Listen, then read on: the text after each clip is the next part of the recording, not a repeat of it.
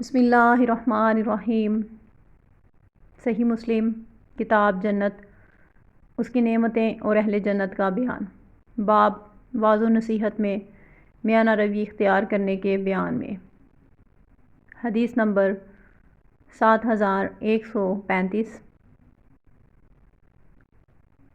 ترجمہ ابو حازم حضرت سہل بن سعد ساعدی فرماتے ہیں کہ میں رسول اللہ کی ایک ایسی مجلس میں موجود تھا کہ جس میں آپ صلی اللہ علیہ وسلم نے جنت کی بہت تعریف بیان فرمائی، یہاں تک کہ انتہا ہو گئی۔ پھر آپ نے اپنے بیان کے آخر میں فرمایا کہ جنت میں ایسی ایسی نعمتیں ہیں کہ جن کو نہ تو کسی آنکھ نے دیکھا اور نہ کسی کان نے سنا اور نہ کسی انسان کے دل پر ان کا خیال گزرا۔